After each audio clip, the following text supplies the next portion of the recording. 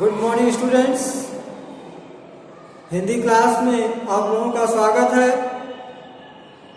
जैसा कि आप लोग जानते हैं कि हिंदी कस्तूरी का जो वर्क है कंप्लीट हो चुका है। अब आप लोगों का हिंदी व्याकरण का काम कंप्लीट कराया जा रहा है। तो हिंदी व्याकरण में कारक कंप्लीट हो चुका है, संबंध बोधक सब कंप्लीट हो चुका है।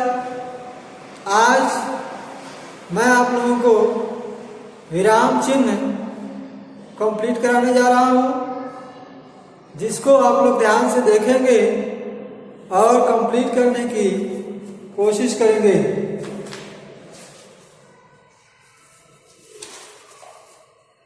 डेट है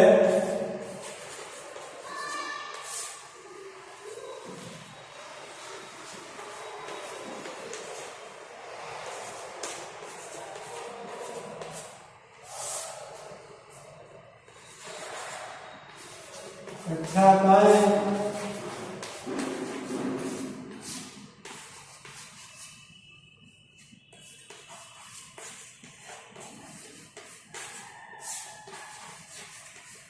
हिंदी व्याकरण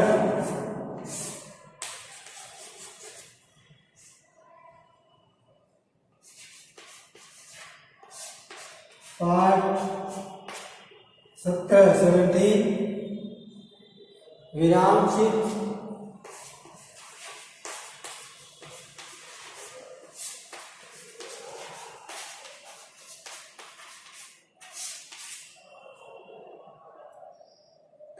पाठ 17 विराम चिन्ह पेज नंबर 72।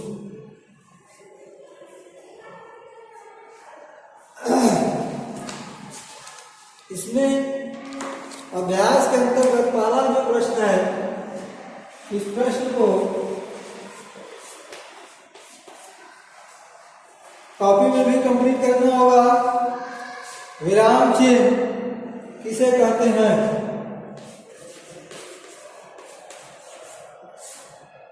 विराम चिन्ह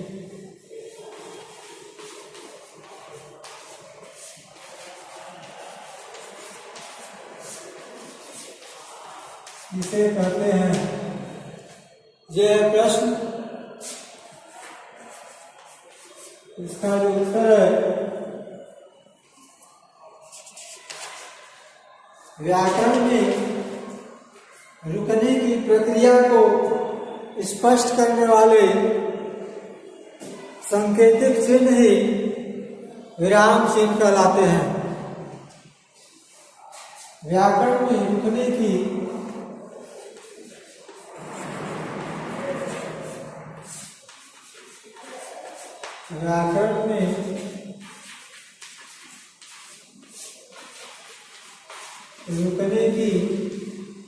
प्रक्रिया को स्पष्ट करने वाले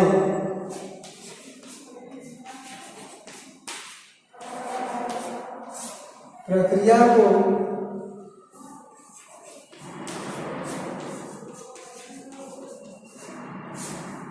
स्पष्ट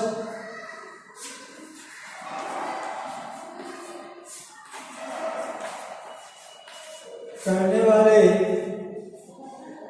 संकेत चिन्ह ही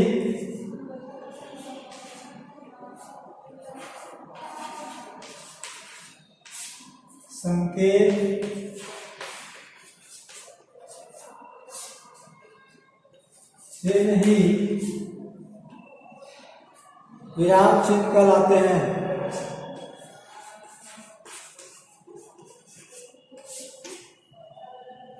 विराम चिन्ह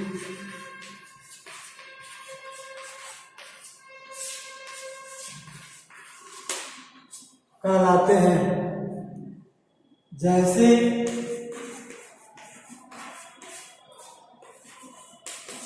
नंबर क, सौरभ पुस्तकालय जाता है।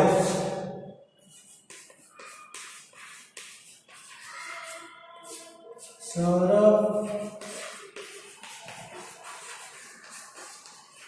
पुस्तकालय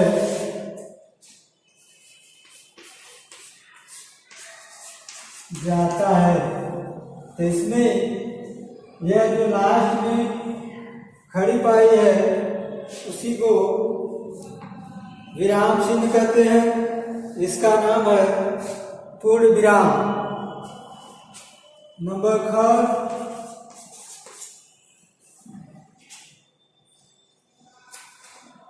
किताबें, बस्ता और जूते।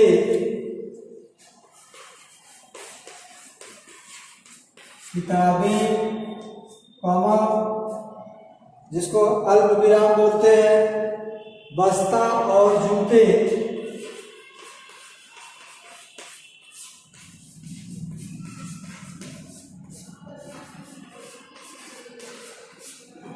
बस्ता और जूते लाने हैं।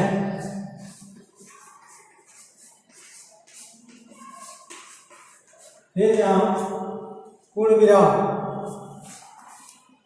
यहाँ पे अल्प विराम अर्थात जहाँ थोड़ा रुकना हो वहाँ अल्प विराम होता है, और जहाँ वाक्य समाप्त हो जाता है उसे पूर्ण विराम कहते हैं, वहाँ पूर्ण विराम लगता है। इसको कॉपी में कंप्लीट करना होगा। अगला प्रश्न दूसरा है,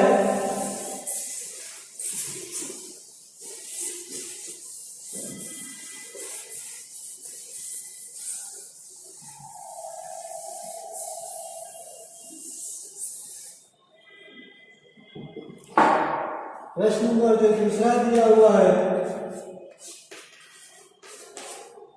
कह रहा है निम्नलिखित विराम चिन्हों के नाम लिखिए। विराम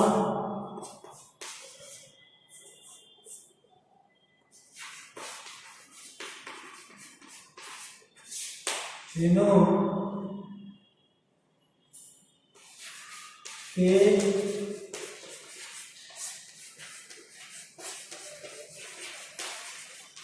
नाम लिखिए। विराम चिन्ह है उनके नाम लिखने हैं, बॉक्स में बने हुए हैं।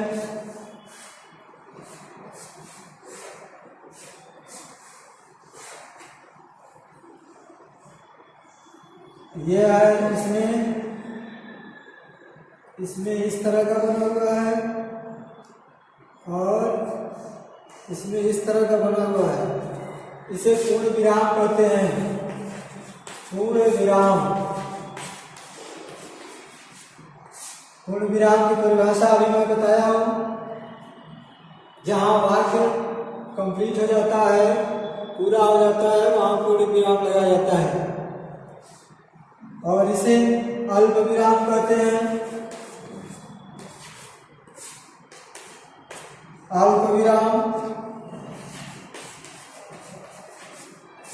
अल्प विराम की भी परिभाषा भी बताई गई। कहा गया जहां थोड़ा रुकना होता है वहां अल्प विराम लगता है। और प्रश्न चिन्ह, यह प्रश्न चिन्ह जिन वाक्यों में प्रश्न पूछे जाते हैं वहां पर अंतिम में वाक्य के अंत में प्रश्नवाचक चिन्ह लगाया जाता है। इसी तरह से और भी बॉक्स है।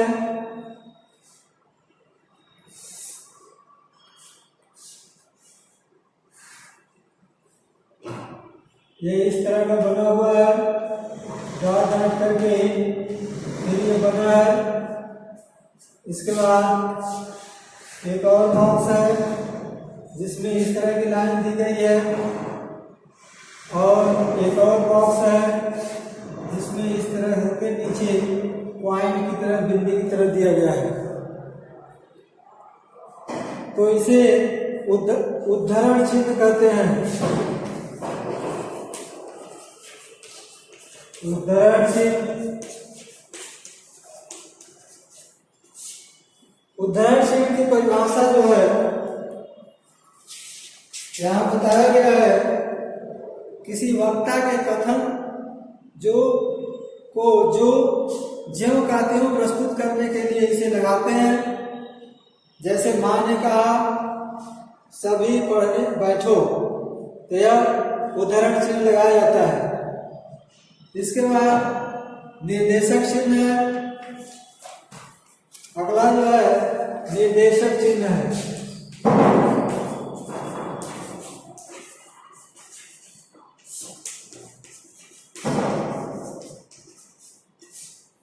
निर्देशक चिन्ह उसे कहते हैं जिसमें कि समय या बातचीत में कथन के लिए प्रयोग करते हैं। जैसे सोनम, फिर निर्देशक चिन्ह लगाएंगे अनु अपना पेन देना। इसके बाद जो अगला दिया हुआ है विस्मयादिबोधक चिन्ह।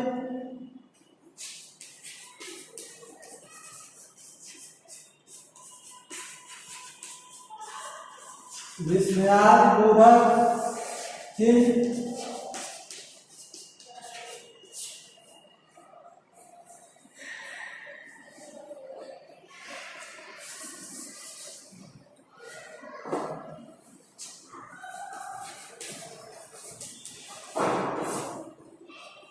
विस्मयादिबोधक चिन्ह में कहा गया है घृणा, हर्ष, शोक, भय, आश्चर्य व संबोधन आदि दर्शाने वाले शब्दों के साथ इसका प्रयोग किया जाता है। तो इसी तरह से और भी विराम चिन्ह है, आप लोग स्वयं अपने से करेंगे तो हमें उम्मीद है कि यह समझ में आ गया होगा। धन्यवाद।